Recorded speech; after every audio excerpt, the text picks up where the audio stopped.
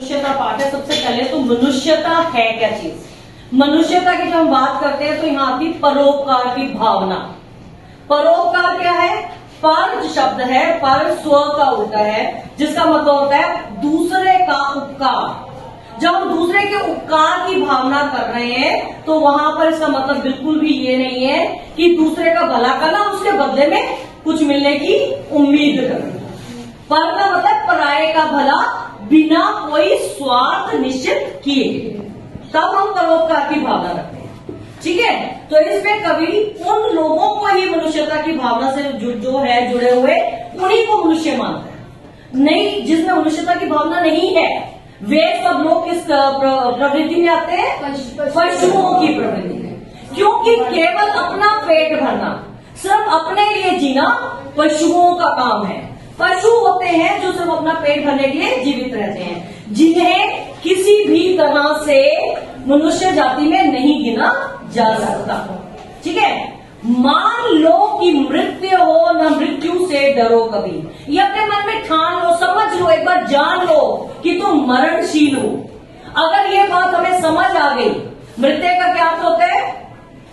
मरणशील। मरणशील क्या होता है? मृत्यु मरणशील। एक बात ये सिद्ध हो गई कि हम मरणशील है, न मृत्यु से डरो कभी। तो ऐसा होने पर क्या नहीं होना चाहिए? मृत्यु से किसी प्रकार का भय नहीं होना चाहिए।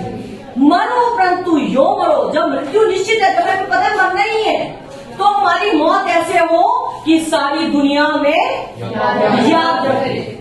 हुई ना यू सुमृत्यु। सुमृत्यु क्या हुआ? अच्छी मौत।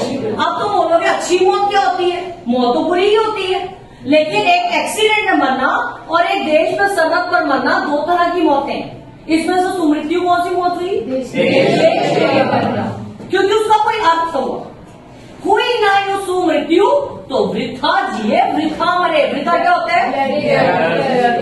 तुम्हारा जीना और मरना दोनों ही व्यर्थ है। हुई ना यो सुमृत्यु, तो वृथा जिए वृथा मरे। मरा नहीं वही। धरती पर सब आते हैं, उनका मरना निश्चित है। यहाँ मरा नहीं का मतलब शारीरिक रूप से मरना नहीं, अमर होने से। केवल इस धरती पर वही अमर होता है जो जिया नहीं आपके लिए। जो जीते जी किसके लिए नहीं जिया? आपके लिए नहीं जिया। यह तो पशु प्रवृत्ति है। ये तो पशुओं का प्रवृत्ति क्या होती है? स्वभाव। ये तो पशुओं का स्वभाव है, जो आप ही आप चले, जो केवल अपना पेट भरने